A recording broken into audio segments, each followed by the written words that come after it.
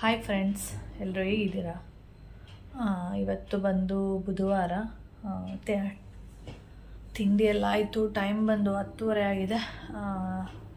ನನಗೆ ಯಾಕೋ ಸ್ವಲ್ಪ ಗೊತ್ತಲ್ಲ ಹೆಣ್ಮಕ್ಳಿಗೆ ಏನು ಪ್ರಾಬ್ಲಮ್ ಇರುತ್ತೆ ಅಂತೇಳಿ ಬೆಳಗ್ಗೆಯಿಂದ ಒಂಥರ ಕೈ ಕಾಲೆಲ್ಲ ಒಂಥರ ಎಳ್ತಾ ಆ ಥರ ಎಲ್ಲ ಆಗ್ತಾಯಿದೆ. ಮತ್ತು ತಿಂಡಿ ಮಾಡೋಕ್ಕೂ ಆಗ್ತಾಯಿರಲಿಲ್ಲ. ಓಕೆ, ಈಗ ಕಷ್ಟಪಟ್ಟು ಪುಳಿಯೋಗರೆ ಮಾಡಿದ್ದೀನಿ. ಮಧ್ಯಾಹ್ನಕ್ಕೆ ಸಾಂಬಾರು ಮಾಡೋಣ ಅಂತೇಳಿ ಮಾಡೋಕ್ಕೆ ಹೋದೆ, ಆದರೆ ಆಗ್ತಾಯಿಲ್ಲ. ಅದಕ್ಕೆ ಇವಾಗ ಸ್ನಾನ ಮಾಡಿಕೊಂಡ್ರೆ ಅಂದರೆ ಮೈಗೆ ಸ್ವಲ್ಪ ಬಿಸಿ ಬಿಸಿ ನೀರು ಹಾಕಿದರೆ ಏನೋ ಒಂದು ಸ್ವಲ್ಪ ರಿಲೀಫ್ ಅಂತ ಅನಿಸುತ್ತೆ ನನಗೆ. ಅದಕ್ಕೆ ಗೀಝರೆಲ್ಲ ಆನ್ ಮಾಡಿದ್ದೀನಿ. ಅಂದರೆ ಪಾತ್ರೆ ಎಲ್ಲ ತೊಳೆದುಬಿಟ್ಟು ಕಸ ಎಲ್ಲ ಗುಡಿಸಿದ್ದೀನಿ ಅಷ್ಟೇ. ಮನೆಯೆಲ್ಲ ಗುಡ್ಸೋಕ್ಕೆ ಹೋಗಿಲ್ಲ. ಹೊರಗಡೆ ಅಂತೂ ಗುಡ್ಸೋಕ್ಕೆ ಹೋಗಲಿಲ್ಲ, ಇಲ್ಲಿ ಮಾತ್ರ ಕಸ ಗುಡಿಸಿದ್ದೀನಿ. ಹಾಗೆ ಮೋಹನ್ ಮಾಮನಿಗೂ ಹೇಳಿದೆ ಈ ಥರ ಆಗ್ತಾಯಿದೆ, ಊಟ ಬೇಕಾದ್ರೆ ಅಲ್ಲೇ ಮಾಡ್ಕೊಳ್ಳಿ ಅಂದೆ. ಆಮೇಲೆ ರೈಸ್ ಎಲ್ಲ ಇದೆ, ಮೊಸರು ಇದೆ, ಮತ್ತು ಪುಳಿಯೋಗರೆ ಗೊಜ್ಜಿದೆ, ಚಿತ್ರಾನ್ನದಿದೆ. ಏನಾದರೂ ಅದೇ ತಿಂತೀನಿ ಅಂದರೆ ಬಂದು ತಿನ್ಕೊಂಡು ಹೋಗಿ ಅಂತ ಹೇಳಿದ್ದೀನಿ. ನನಗಂತೂ ಆಗ್ತಾಯಿಲ್ಲ, ಒಂಥರ ಸಣ್ಣದಾಗೆಲ್ಲ ಹೊಟ್ಟೆ ನೋಯ್ತಾ ಇರೋದು, ಮತ್ತು ಕೈ ಕಾಲೆಲ್ಲ ಒಂಥರ ಎಳ್ತಾ ಒಂಥರ ಏನಾಗುತ್ತೆ ಅಂದರೆ ಒಂಥರ ಈ ಥರ ಮಾಡಬೇಕು ನೋಡಿ, ಹೀಗೆ ಮಾಡಬೇಕು, ಹಿಂಗೆ ಅನ್ಬೇಕು, ಈ ಥರ ಅನ್ನಿಸ್ತಾ ಇರುತ್ತೆ ಈ ಟೈಮಲ್ಲಿ. ಅದಕ್ಕೆ ಇವಾಗ ಹೋಗಿ ಸ್ನಾನ ಮಾಡಿ ಆದರೆ ವೀಡಿಯೋನ ಕಂಟಿನ್ಯೂ ಮಾಡ್ತೀನಿ. ಸ್ನಾನ ಮುಗಿಸ್ಕೊಬಂದು ಸ್ವಲ್ಪ ಬಿಸಿ ಬಿಸಿ ಸ್ನಾನ ಮಾಡಬೇಕು. ಆಮೇಲೆ ಬಂದು ಮಲಗಿಬಿಡ್ತೀನಿ. ಮತ್ತು ಮಿಷಿನ್ಗೂ ಕೂಡ ಬಟ್ಟೆ ಹಾಕಿದ್ದೀನಿ, ಅದು ವಾಶ್ ಮಾಡಿ ಅದ್ರ ಪಾಡಿಗೆ ಅದ್ರ ಕೆಲಸ ಮಾಡುತ್ತೆ. ಸಂಜೆ ನಾನು ಎದ್ದ ಮೇಲೆ ಇನ್ನು ಮಧ್ಯಾಹ್ನ ಎದ್ದರೆ ಆಮೇಲೆ ಎದ್ಬಿಟ್ಟು ಆಮೇಲೆ ಒಣಗಾಕಿದ್ರೆ ಆಯಿತು. ಓಕೆ, ಇದನ್ನು ಆಮೇಲೆ ಕಂಟಿನ್ಯೂ ಮಾಡ್ತೀನಿ. ಆಗ್ತಾಯಿಲ್ಲ, ಮಲಗಬೇಕು ಆ ಥರನೇ ಅನ್ನಿಸ್ತಾ ಇದೆ ನನಗೆ. ಆಮೇಲೆ ವೆದರ್ ಬೇರೆ ಈ ಥರ ಇರೋದ್ರಿಂದ ಒಂಥರ ಚಳಿ ಆ ಥರ ನನಗೆ ಈ ಥರ ಎಲ್ಲ ಆಗಿಬಿಟ್ಟು ಜ್ವರ ಬಂದುಬಿಡುತ್ತೆ, ನಾನು ಒಂಥರ ಫೀಲ್ ಆಗ್ತಾ ಇರುತ್ತೆ. ಓಕೆ, ಟೈಮ್ ಬಂದು ಇನ್ನೂ 11 ಗಂಟೆ ಆಗಿಲ್ಲ, ಇನ್ನೊಂದು 5 ಮಿನಿಟ್ಸ್ ಇದೆ. ಸ್ನಾನ ಎಲ್ಲ ಮುಗಿಸಿ ಇವಾಗ ಮಲ್ಕೊಳ್ಳೋಣ ಅಂಥೇಳಿ ಬಂದಿದ್ದೀನಿ. ಮೋಡ ಇರೋದ್ರಿಂದ ನಾನು ದೊಡ್ಡ ಬೆಡ್ಶೀಟೇ ತೊಗೊಂಡಿದ್ದೀನಿ. ಇದು ಸ್ವಲ್ಪ ಬೆಚ್ಚಗಾಗುತ್ತೆ ಮಲ್ಕೊಂಡ್ರೆ ಇದರಲ್ಲಿ, ಅದಕ್ಕೆ ಇದೇ ಎತ್ಕೊಂಡಿದ್ದೀನಿ. ಇವಾಗ ನಿದ್ದೆ ಮಾಡ್ತೀನಿ. 1 ಗಂಟೆ ತನಕ ಯಾರು ಫೋನ್ ಬಂದಿಲ್ಲ ಅಂದರೆ ಸರಿ. ಫೋನ್ ಏನಾದರೂ ಬಂತು ನಿದ್ದೆ ಮಾಡೋಕ್ಕಾಗಲ್ಲ. ಮೋಹನ್ ಮಾಮನಿಗೆ ಒಂದು ಫೋನ್ ಮಾಡಿಬಿಟ್ಟು ಈ ಥರ ಸೈಲೆಂಟ್ ಮಾಡ್ತಾಯಿದ್ದೀನಿ. ಫೋನ್ ಅಂದ್ಬಿಟ್ಟು ಸೈಲೆಂಟ್ ಮಾಡಿ ಇಟ್ಬಿಟ್ಟು ಆಮೇಲೆ ನಿದ್ದೆ ಮಾಡೋಕ್ಕೆ ಸ್ಟಾರ್ಟ್ ಮಾಡ್ತೀನಿ. ಇಲ್ಲಾಂದರೆ ಯಾವುದಾದ್ರೂ ಫೋನ್ ಬರ್ತಾನೆ ಇರುತ್ತೆ. ಓಕೆ, ಟೈಮ್ ಬಂದು ಇವಾಗ 5:20 ಆಗಿದೆ. ಮಧ್ಯಾಹ್ನ ಎದ್ದು ಊಟ ಮಾಡಿಕೊಂಡು ಮಲ್ಕೊಂಡ್ರೆ ನಿದ್ದೆ ಬರಲ್ಲ, ಅಭ್ಯಾಸ ಇಲ್ಲ. ನೀವು ಮಧ್ಯಾಹ್ನ ಟೈಮು ಮಲ್ಕೊಂಡು ಹಾಗೆ ಸ್ವಲ್ಪ ಹೊತ್ತು ಮಲಗಿದೆ, ರೆಸ್ಟ್ ಮಾಡೋಣ ಇವತ್ತು ಫುಲ್ ಡೇ ಅಂತ ಹೇಳ್ಬಿಟ್ಟು. ಇವಾಗ ಎದ್ದೇಳಬೇಕು. ಹಾಗೆ ಬಾಯಿ ಒಂಥರ ಅನ್ನಿಸ್ತಾ ಇದೆ, ಸಪ್ಪೆ ಥರ, ಏನಾದರೂ ತಿನ್ನಬೇಕು ಆ ಥರ. ಅದಕ್ಕೆ ಕೌಶಿ ಬಂದು ಕೇಳಿದೆ, ಏನಮ್ಮ ಏನಾದರೂ ತಿನ್ನೋಕ್ಕಿದೆಯಾ ಅಂತ. ಏನು ಮಾಡಿಲ್ವಲ್ಲ, ಅದಕ್ಕೆ ರೋಟಿ ಕರಿ ತೊಗೊಬರ್ತೀನಿ ಅಂತ. ಅದಕ್ಕೆ ನನಗೆ ಒಂದು ಮಸಾಲೆ ದೋಸೆ ತೊಗೊಬಾ ಅಂತೇಳಿ ಕಳಿಸಿದ್ದೀನಿ. ಇವಾಗ ಬರ್ತಾನೆ. ಇವಾಗ ಹೋಗಿದ್ದಾನೆ, ಲೇಟಾಗಿ ಬರ್ತಾನೆ. ಹಾಗೆ ಏನಾಗಿದೆ ಅಂದರೆ ಬೆಳಿಗ್ಗೆ ಕರೆಂಟ್ ಹೋಗಿದ್ದು ಬಂದೇ ಇಲ್ಲ, ಇವಾಗ ಬಂದಿದೆ. ಈಗ ಅಂದರೆ ಒಂದು 4 ಗಂಟೆ ಆ ಥರ ಬಂದಿರೋದು. ನನ್ನ ಮಿಷಿನ್ಗೆ ಬಟ್ಟೆ ಎಲ್ಲ ಹಾಕಿದ್ದೆ ಅಂತ ಹೇಳಿದ್ನಲ್ಲ, ಇವಾಗ ಆಗಿದೆ. ಇವಾಗ ಅದನ್ನು ಒಣಗಾಕಬೇಕು. ಓಕೆ, ಆಮೇಲೆ ವೀಡಿಯೋನ ಕಂಟಿನ್ಯೂ ಮಾಡ್ತೀನಿ. ಥರ ವೆದರ್ ಈಗಿರೋದಕ್ಕೂ ಏನೋ ಒಂಥರ ಆಗ್ತಿದೆ. ಓಕೆ ಫ್ರೆಂಡ್ಸ್, ಇದು ನೋಡ್ತಾ ಇರ್ಬೋದು, ಇದು ಬಂದು ಮೋಹನ್ ಮಾಮ ಪೂಜೆ ಮಾಡಿರೋದು. ಈ ರೀತಿ ಮೋಹನ್ ಮಾಮ ಪೂಜೆ ಮಾಡಿದ್ರೆ ನೋಡಿ ಯಾವ ಥರ ಮಾಡಿದ್ರು. ನಾನು ಮಾಡಿದ್ರೆ ಒಂಥರ ಪೂಜೆ, ಅವ್ರು ಮಾಡಿದರೆ ಒಂಥರ ಪೂಜೆ. ಈ ರೀತಿಯಾಗಿ ಮಾಡಿದ್ದಾರೆ ಅವರು. ಓಕೆ, ಕೌಶಿ ನಾನು ರೋಟಿ ಕರಿ ತೊಗೋತೀನಿ, ನಿಮಗೆ ಮಾತ್ರ ಮಸಾಲೆ ದೋಸೆ ತೊಗೊಬರ್ತೀನಿ ಅಂತ ಹೇಳಿದ. ಸರಿ ಆಯಿತು ಹಾಗೆ ಮಾಡು ಅಂತ ಹೇಳಿದ್ದೆ. ಆಮೇಲೆ ನೋಡಿದರೆ ಅವನಿಗೆ ಪಾಪ ರೋಟಿ ಕರಿ ಸಿಕ್ಕಿಲ್ಲ ಅಂತೆ.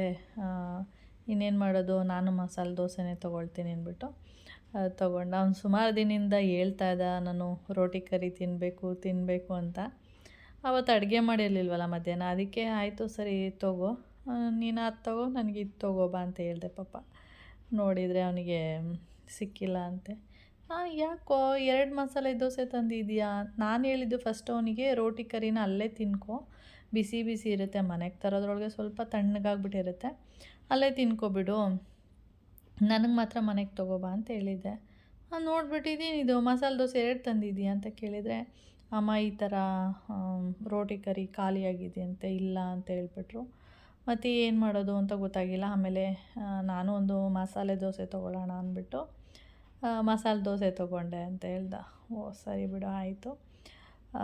ಒಬ್ಬೊಬ್ಬರು ಮಸಾಲೆ ದೋಸೆನ ಏನು ಮಾಡ್ತಾರೆ, ಹೋಟ್ಲಿಗೆಲ್ಲ ಬಂದಿರ್ತಾರೆ, ಮಸಾಲೆ ದೋಸೆ ತೊಗೊಂಡಿರ್ತಾರೆ, ಆಲೂಗಡ್ಡೆನೇ ತಿನ್ನಲ್ಲ ಅವರು, ಒಂದು ಸೈಡಲ್ಲಿ ತೆಗೆದಿಟ್ಬಿಟ್ಟಿರ್ತಾರೆ. ಮೇಯ್ನು ಮಸಾಲೆ ದೋಸೆ ಅಂತ ಅಂದರೆ ಆಲೂಗಡ್ಡೆನೇ ತಿನ್ನಲ್ಲ ಅಂದಮೇಲೆ ಮಸಾಲೆ ದೋಸೆ ಯಾಕೆ ತೊಗೋಬೇಕಿತ್ತು? ಸೆಟ್ ದೋಸೆ ತೊಗೊಂಡ್ರೂ ಆಗುತ್ತೆ ಅಲ್ವಾ? ನನಗೆ ಎಷ್ಟೋ ಸರಿ ಹೆಂಗೆ ಅನಿಸಿದೆ, ಮಸಾಲೆ ದೋಸೆನ ಆಲೂಗಡ್ಡೆ ಜೊತೆ ತಿಂದ್ರೇ ತುಂಬ ಟೇಸ್ಟ್ ಅಂತ. ನಾನು ಬಟ್ಟೆ ಎಲ್ಲ ಒಣಗಾಕಿ ಬರೋದ್ರೊಳಗಡೆ ನೋಡಿ ಮಳೆ ಬರೋ ಹಾಗೆ ಇರಲಿಲ್ಲ, ಇದ್ದಕ್ಕಿದ್ದಾಗೆ ಜೋರು ಮಳೆ ಬಂತು. ಕೌಶಿನ ಬದನೆಕಾಯಿ ಎಲ್ಲ ತೊಗೊಬಾ ಅಂತ ಕಳಿಸಿದ್ದೆ, ನೋಡ್ತಾ ಇರ್ಬೋದು.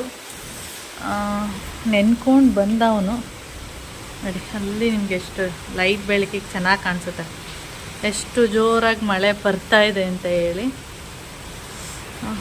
ಚಳಿ ಆಗ್ತಾ ಉಂಟು. ನಾನೀಗ ತಾನೇ ಕಾಫಿ ಎಲ್ಲ ಕುಡ್ಕೊಂಡು, ಅಂದರೆ ದೋಸೆ ತಂದಿದ್ನಲ್ಲ ಕೌಶಿ, ಅದನ್ನು ತಿಂದ್ಕೊಂಡು ಹಾಗೆ ಬಿಸಿ ಬಿಸಿ ಕಾಫಿ ಕುಡ್ಕೊಂಡು ಟೆರೆಸ್ ಮೇಲೆ ಹೋಗಿ ಬಟ್ಟೆ ಎಲ್ಲ ಒಣಗಾಕ್ಬಿಟ್ಟು ಬಂದೆ. ವಾಕ್ ಮಾಡೋಣ ಅಂತೇಳಿ ನೋಡಿ, ಇದೇ ಪ್ಲೇಸಲ್ಲೇ ವಾಕ್ ಮಾಡುವಂಥದ್ದು.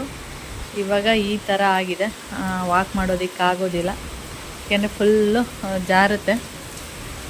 ಕೌಶಿ ಬದನೆಕಾಯಿ ತಾತ ಕಳಿಸಿದ್ನಲ್ಲ ನೋಡಿ, ಅವನ ಹತ್ರ ಈಸ್ಕೊಂಡೆ, ಗೇಟ್ ತೆಗಿಯೋಣ ಅಂತ ಹೋದ್ನಲ್ಲ, ನೆನ್ಬಿಡ್ತಾನೆ ಅಂತ. ಹಾಗೆ ಬೆಕ್ಕು ಫುಲ್ಲು ಮೇಲೋಗಿತ್ತು, ಅವರಮ್ಮ ಮೇಲಿದ್ದು, ಮಕ್ಕಳೆಲ್ಲ ಕೆಳಗಡೆ ಆಟ ಆಡ್ತಾಯಿದ್ರು. ನನ್ನ ಮಕ್ಕಳು ನೆಂದ್ಬಿಟ್ಟವ್ರೆ ಅಂದ್ಬಿಟ್ಟು, ಅಂದರೆ ಮಳೆಯಲ್ಲಿ ನೆನೀತಾ ಇದ್ದಾರೆ ಅಂದ್ಬಿಟ್ಟು ಫುಲ್ಲು ಜೋರು ಸೌಂಡ್ ಮಾಡೋದು. ಅಮ್ಮ ಮೈ ಮೈ ಅಂತ ಗುಮ್ಮಿ ನಡಿ. ಇಲ್ಲಿ ಇನ್ನಿಬ್ರು ಎಲ್ಲೋದ್ರು, ಎಲ್ಲ ಮುದ್ರಕೊಂಡು ಕೂತಿರ್ತಾರೆ ಚಳಿಗೆ. ಆಮೇಲೆ ಅವ್ರು ಮಲಗುವಂಥ ಪ್ಲೇಸ್ ಯಾವುದು ಗೊತ್ತಾ? ಇಲ್ಲಿ ಈ ಸಂಧಿ ಒಳಗಡೆ ಮಲಗೋದು. ಇವತ್ತು ಎಲ್ಲ ಹೊರಗಡೆ ಹೋಗಿದ್ದಾರೆ, ಅಲ್ಲಿ ಹೊರಗಡೆ ಅಂದರೆ ಅಲ್ಲೆಲ್ಲ ಮಲ್ಕೊಂಡಿದ್ದಾರೆ, ಮಲಗಿಲ್ಲ ಸುಮ್ಮನೆ ಹೀಗೆ.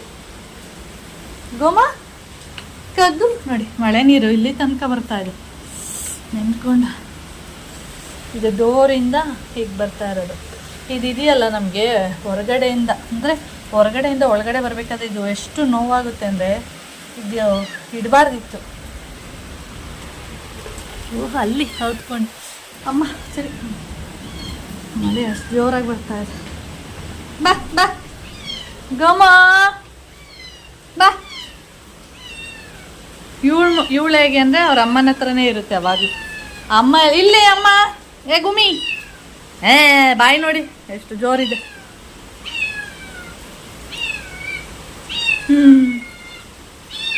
ಹೋಗಿ ಬಂದರು ಸುಂದ್ರಿರು. ಇಲ್ಲೊಬ್ಳು ಬಂದ್ಲು, ಇನ್ನೊಬ್ಳಲ್ಲಿ ಅಲ್ಲಿ 4 ಹೇಳಡಿ. ಇದೇ ಅವ್ರ ಪ್ಲೇಸ್ಗಳು. ಗೋವಾ ಬಾ. ಈ ಬೆಕ್ಕಿಗೆ ಕಣ್ಣೂರು ಸ್ವಲ್ಪ ರೆಡ್ ಆಗಿತ್ತು ಅಂತ ಹೇಳಿದ್ನಲ್ಲ, ಅದು ಕಣ್ಣು ಕಟ್ಕೊಬಿಟ್ಟಿತ್ತು. ಆಮೇಲೆ ನಾನೇನು ಮಾಡಿದೆ, ಸ್ವಲ್ಪ ಹರಳೆಣ್ಣೆ ಹಾಕಿದ್ದೆ ಕಣ್ಣಿಗೆ ಕಟ್ಕೊಂಡಿತ್ತಲ್ಲ, ಅದು ಸ್ವಲ್ಪ ಎಣ್ಣೆ ಎಲ್ಲ ಹಾಕಿದೆ, ಸಾಫ್ಟ್ ಆಗುತ್ತೆ, ಹಾಗೆ ಬಿಡುತ್ತೆ ಕಣ್ಣು ಅಂಥೇಳಿ. ಇವಾಗ ಓಕೆ, ಸ್ವಲ್ಪ ಕೆಂಪಿಗಿತ್ತಲ್ಲ ಅದೆಲ್ಲ ಕಡಿಮೆ ಆಗಿದೆ. ಬಾ ಬಾ, ಇಲ್ಲ ಅಮ್ಮ ಇದ್ದಾಳೆ ಬಾ.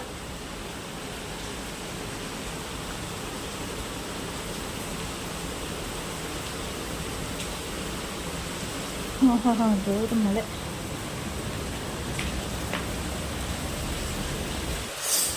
ಇಲ್ಲಿಂದನೂ ಮಳೆ ಬೀಳ್ತಾ ಇದೆ. ಬಟ್ಟೆಗಳೆಲ್ಲ ಹಾಕಿದ್ದೀನಲ್ಲ ಈ ಥರ, ಅದೇನಾಗುತ್ತೆ ಗಾಳಿಗೆ ಕೆಳಗಡೆ ಬಿದ್ದೋಗ್ಬಿಡುತ್ತೆ. ಅಷ್ಟು ಜೋರು ಗಾಳಿ ಜೊತೆ ಮಳೆನೂ ಕೂಡ ಬರ್ತಾ ಇದೆ. ಹಾಯ್ ಫ್ರೆಂಡ್ಸ್, ಇವತ್ತು ಬಂದು ಗುರುವಾರ, ಟೈಮ್ ಬಂದು 7 ಗಂಟೆ ಆಗ್ತಾಯಿದೆ. ಹಾಗೆ ಕಸದ ಗಡಿ ಹೋಗ್ತಾ ಇತ್ತಲ್ಲ, ಅದಕ್ಕೆ ವಿಡಿಯೋ ಮಾಡಿಲ್ಲ. ಏನಂದರೆ ಒಂದೊಂದು ದಿನ ಒಂದೊಂದು ಟೈಮಿಂಗ್ಸಿಗೆ ಬರುತ್ತೆ ಕಸದ ಗಡಿ. ಒಂದಿನ 6 ಗಂಟೆಗೆ ಸೌಂಡ್ ಮಾಡ್ಕೊಂಡು ಬರ್ತಾ ಇರುತ್ತೆ, ಒಂದಿನ 7 ಗಂಟೆ 7:30 ಈ ಥರ ಟೈಮಿಂಗ್ಸೇ ಇಲ್ಲ ಕರೆಕ್ಟಾಗಿ ಅವರಿಗೆ. ಅದಕ್ಕೆ ಒಂಥರ ಇಲ್ಲೇ ಹತ್ರದಲ್ಲೇ ಹೋಗ್ಬೇಕಾದ್ರೆ ಒಂಥರ ಕಿವಿಗೆ ಇದಾಗುತ್ತೆ ಅಂದ್ಬಿಟ್ಟು ಇವಾಗ ಹೋಯ್ತು ಅದು. ಅದಕ್ಕೆ ಇವಾಗ ವಿಡಿಯೋ ಸ್ಟಾರ್ಟ್ ಮಾಡಿದ್ದೀನಿ.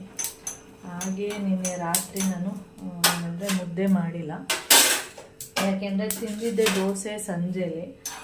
ಮತ್ತು ಮೂನಮ್ಮ ಒಂದು ಸಮೋಸ ಎಲ್ಲ ತಂದಿದ್ರು, ಅದು ತಿಂದ್ವಿ. ಅದಾದಮೇಲೆ ಊಟ ಮಾಡೋಕ್ಕಾಗಲ್ಲ.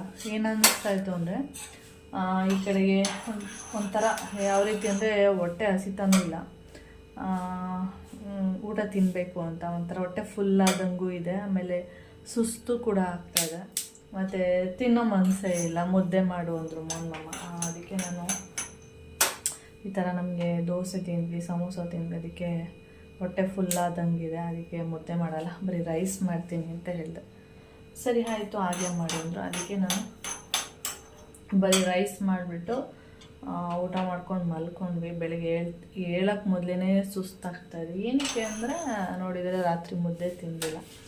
ಅದಾದಮೇಲೆ ಎದ್ದುಬಿಟ್ಟು 1-2 ಲೋಟ ಬಿಸಿ ಬಿಸಿ ನೀರು ಕುಡ್ಕೊಂಡು, ಆಮೇಲೆ ಊರಿಂದ ಬಂದ ಮೇಲೆ ನಾನು ರಾಗಿ ಮಾಲ್ಟನ್ನು ಮಾಡೋದೇ ಬಿಟ್ಬಿಟ್ಟೆ. ಎಲ್ಲ ಹುಡುಗರೆಲ್ಲ ಇದ್ದಾರಲ್ಲ, ಆದ್ದರಿಂದ ಮಾಡೋದೇ ಬಿಟ್ಬಿಟ್ಟೆ. ಅದಕ್ಕೆ ಇವಾಗ ನೀರು ಕುಡ್ದಿದ್ದೀನಿ.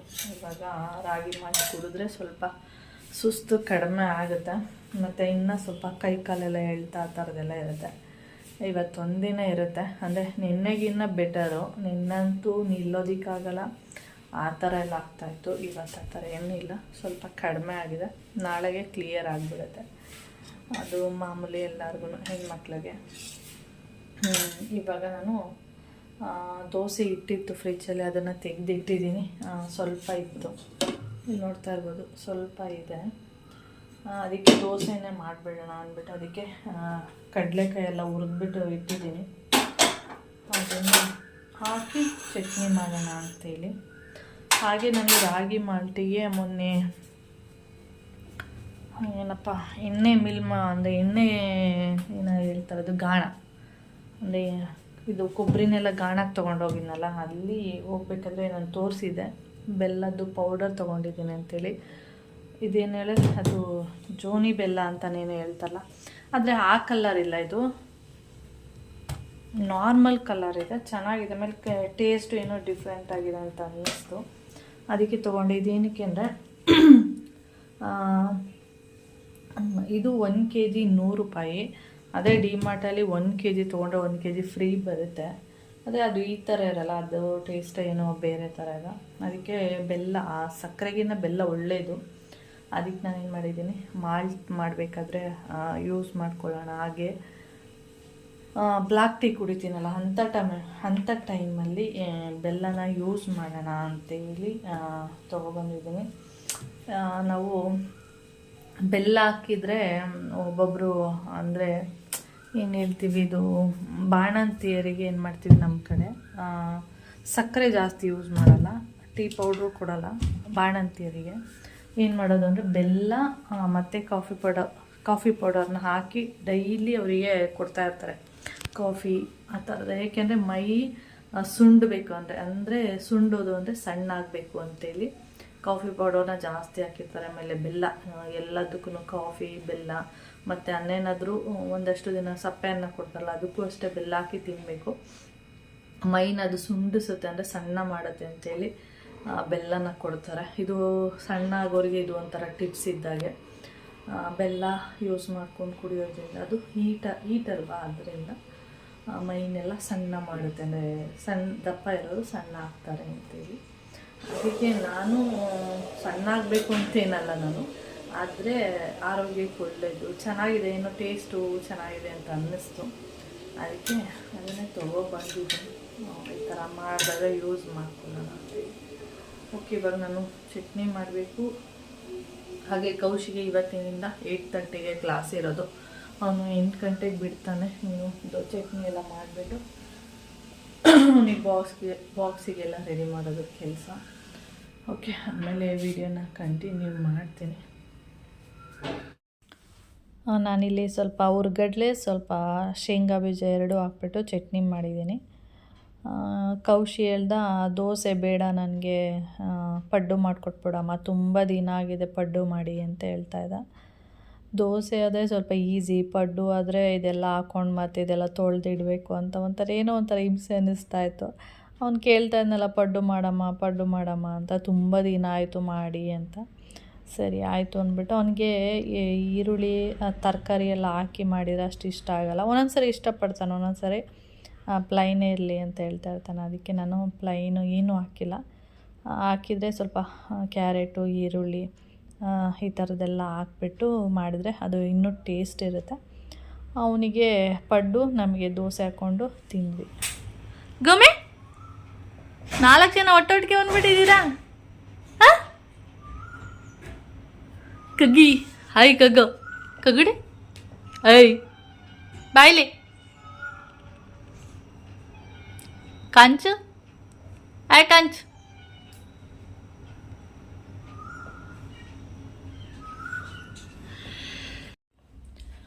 ಟೈಮ್ ಬಂದು 9:45 ಆಗ್ತಾಯಿದೆ. ಇವಾಗ ನಾನು ತಿಂಡಿ ತಿಂತಾಯಿದ್ದೀನಿ. ದೋಸೆ ಫುಲ್ ತಣ್ಣಗಾಗಿದೆ. ಯಾಕೆ ಅಂದರೆ ಕೆಳಗಡೆ ಹೋಗಿ ಗೇಟ್ ಬೀಗ ಹಾಕ್ಕೊಂಡು ಬರೋದ್ರೊಳಗಡೆ ದೋಸೆ ಫುಲ್ಲು ತಣ್ಣಗಾಗ್ಬಿಟ್ಟಿದೆ. ಏನೂ ಮಾಡೋಕ್ಕಾಗಲ್ಲ. ಎಲ್ಲ ಹೆಣ್ಮಕ್ಳು ಹೀಗೆ ಬಿಸಿ ಬಿಸಿ ಅಂತ ತಿನ್ನಲ್ಲ, ಗಂಡನಿಗೆ ಮಾತ್ರ ಬಿಸಿ ಮಾಡಿ ಕೊಡೋದು. ನಾವೆಲ್ಲ ತಣ್ಣಗಿದ್ರೂ ಯಾರು ಬಿಸಿ ಮಾಡ್ತಾರೆ ಅಂತೇಳಿ ತಿಂದಿರ್ತೀವಿ. ಹಾಗೆ ಕೆಳಗಡೆ ಹೋಗಿದ್ನಲ್ಲ ಸ್ವಲ್ಪ ಹಾಗೆ ನಂದು ಗಂಟೆಲ್ಲ ಸ್ವಲ್ಪ ಹಾಗೆ ಆವಾಗ ಕೆಳಗಡೆ ಹೋಗಿದ್ನಲ್ಲ, ಹಾಗೆ ಅಲ್ಲಿ ಸ್ವಲ್ಪ ಸೊಪ್ಪು ಸಿಕ್ತು. ಅದು ಉಪ್ಪು ಸಾಂಬಾರು ಮಾಡ್ಬೋದು. ಮೊನ್ನೆ ಕೂದಿದ್ನಲ್ಲ, ಅದೊಂದು ಸ್ವಲ್ಪ ಇದೆ, ಅದು ಸ್ವಲ್ಪ ಮಾಡಿದೆ, ಇನ್ನೊಂದು ಸ್ವಲ್ಪ ಹಾಗೆ ಇದೆ.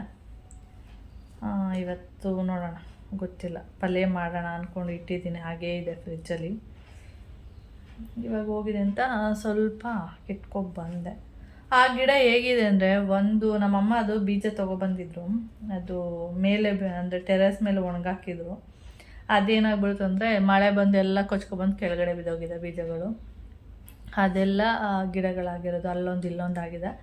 ಅದು ಒಂದು ಗಿಡ ಉಟ್ಕೊಬಿಟ್ರೆ ಸಾಕು. ಅದು ಹೇಗೆ ಅಂದರೆ ಒಂಥರ ಹಾಗೆ ನಾವು ಅದು ಎಷ್ಟು ಕಟ್ ಮಾಡ್ಕೊತಾ ಇರ್ತೀವಿ ಅಷ್ಟು ಚಿಗುರ್ತಾ ಹೋಗ್ತಾ ಇರುತ್ತೆ. ಆ ಥರದ್ದು ಗಿಡ ತುಂಬ ಹರಡ್ಬಿಡುತ್ತೆ. ಒಂದು ಗಿಡ ಇದ್ದರೆ ಈ ಥರ ಚಿಕ್ಕ ಫ್ಯಾಮಿಲಿ ಇದ್ದರೆ ಅಂಥ ಫ್ಯಾಮಿಲಿಗೆ ಸಾಕಾಗುತ್ತೆ ಅದು. ಓಕೆ, ಇವಾಗ ನಾನು ದೋಸೆ ಎಲ್ಲ ತಿಂದ್ಬಿಟ್ಟು ಆಮೇಲೆ ವೀಡಿಯೋನ ಕಂಟಿನ್ಯೂ ಮಾಡ್ತೀನಿ. ನಾಳೆ ಯೋಗ ಡೇ ಇರೋದ್ರಿಂದ ಏನಂದರೆ ಯೋಗ ಮ್ಯಾಟ್ ಎಲ್ಲ ಸ್ಕೂಲಿಗೆಲ್ಲ ಕಳಿಸ್ಬೇಕಂತೆ. ಅಂದರೆ ಯೋಗ ಮ್ಯಾಟ್ ಇರೋರು ಯೋಗ ಮ್ಯಾಟ್ ತೊಗೊಬನ್ನಿ, ಇಲ್ಲ ಅಂದರೆ ಇಲ್ಲದೇ ಇದ್ದವರು ಅವರಿಗೆ ಬೇರೆ ಬೇರೆ ಆಪ್ಷನ್ ಎಲ್ಲ ಇದೆ. ಅದಕ್ಕೆ ನಾನು ಒಂದಷ್ಟು ದಿನ ನೋಡಿ ಯೋಗ ಮ್ಯಾಟ್ ಸ್ವಲ್ಪ ದಿನ ಮಾಡಿದೆ, ಮತ್ತು ಯೋಗ ಎಲ್ಲ ಬಿಟ್ಟೆ. ಅದು ಯೋಗ ಮ್ಯಾಟ್ ಇತ್ತಲ್ಲ, ನಾಳೆ ಕೌಶಿಗೆ ತೊಗೊಂಡೋಗ್ತಾನೆ ಅಂತ ಹೇಳ್ಬಿಟ್ಟು. ಯಾಕೆಂದರೆ ಮೂಲೆಯಲ್ಲಿ ಟ್ರೈನ್ ಆಗಿರುತ್ತೆ ಅಂತ ಗೊತ್ತಲ್ಲ, ಫುಲ್ ಡಸ್ಟ್ ಆಗಿರುತ್ತೆ. ಅದಕ್ಕೆ ಅದನ್ನು ಸ್ವಲ್ಪ ಧೂಳೆಲ್ಲ ತೆಗೆದು ನೀಟ್ ಮಾಡಿ ಇಡೋಣ ಅಂತೇಳಿ ಈ ಯೋಗ ಮ್ಯಾಟ್ ತೊಗೊಳಕ್ಕೆ ನಾನು ಸುಮಾರು 6-7 ಅಂಗಡಿ ಸುತ್ತಿದ್ದೀನಿ. ಸಿಕ್ತಿತ್ತು, ಆದರೆ ಒಂದೊಂದು ಅಂಗಡಿಯಲ್ಲಿ ಒಂದೊಂದು ರೇಟ್ ಇರ್ತಾಯಿತ್ತು. ಆಮೇಲೆ ಸ್ವಲ್ಪ ತಿನ್ನಿರ್ತಿತ್ತು, ಸ್ವಲ್ಪ ತಿಕ್ಕಾಗಿದ್ರೆ ಚೆನ್ನಾಗಿರುತ್ತೆ ಅಂತೇಳ್ಬಿಟ್ಟು ನಾನು ಒಂದು 3-4 ಅಂಗಡಿನ ಸುತ್ತಿ ತೊಗೊಂಡಿದ್ದು. ತರೋದಕ್ಕೆ ಮೊದಲೇ ನಾನು ಯೋಗ ಆರಾಮಾಗಿ ನೆಲದ ಮೇಲೇ ಮಾಡ್ತಾಯಿದ್ದೆ. ತಂದ ಮೇಲಂತೂ ಒಂದು 2 ದಿನವೂ ಕೂಡ ಮಾಡಲೇ ಇಲ್ಲ ಯೋಗ ಮ್ಯಾಟ್ ತಂದಮೇಲೆ. ತರೋದಕ್ಕೆ ಮೊದಲೇ ಚೆನ್ನಾಗಿ ಮಾಡ್ತಾಯಿದ್ದೆ, ಆಮೇಲೆ ಬಿಟ್ಟೆ. ಇವಾಗ ನೋಡ್ತಾ ಇರ್ಬೋದು ಎಷ್ಟು ಡಸ್ಟ್ ಆಗಿದೆ ನೋಡಿ. ಇವಾಗ ಒಂದು ಬಟ್ಟೆನ ಒದ್ದೆ ಮಾಡಿಬಿಟ್ಟು ಒರೆಸ್ಬಿಟ್ಟು ಹಾಕಿರ್ತೀನಿ. ಇದು ಏನಂದರೆ ಡಸ್ಟ್, ಇದು ಗಲೀಜೇನಲ್ಲ, ಡಸ್ಟು. ಅದಕ್ಕೆ ಸ್ವಲ್ಪ ಒರೆಸ್ಬಿಟ್ಟು ಒಂದು ದಾರ ಹಾಕ್ಬಿಟ್ಟು ಕಟ್ಬಿಟ್ಟು ಎತ್ತಿಡ್ತೀನಿ. ನೋಡಿ ಎಷ್ಟು ಗಲೀಜು ಕಾಣಿಸ್ತಾ ಇದೆ. ಇದು ಉಲ್ಟಾ, ಈ ಕಡೆ ಇದು ಸರಿ ಇದೆ. ಓಕೆ, ನಾನು ಒಂದು ಬಟ್ಟೆ ಆಲ್ರೆಡಿ ತೊಳೆದ್ಬಿಟ್ಟು ಇಟ್ಟಿದ್ದೀನಿ. ಇವಾಗ ಅದನ್ನು ಒರೆಸೋದಕ್ಕೆ ಅಂತ ಹೇಳ್ಬಿಟ್ಟು ಹೀಗೆ ನೀಟಾಗಿ ಒರೆಸ್ಬಿಟ್ಟು ಹಾಗೆ ಇಟ್ಟಿರ್ತೀನಿ. ನೋಡಿ, ಏನು ಮಾಡೋಕ್ಕಾಗಲ್ಲ, ಅಷ್ಟೊಂದು ನೀಟಾಗೆಲ್ಲ ಹೋಗಲ್ಲ. ಅಂದರೆ ಡಸ್ಟ್ ಎಲ್ಲ ಇರುತ್ತಲ್ಲ, ಅದೆಲ್ಲ ಹೋಗಲಿ ಅಂತೇಳಿ ಅಷ್ಟೇ.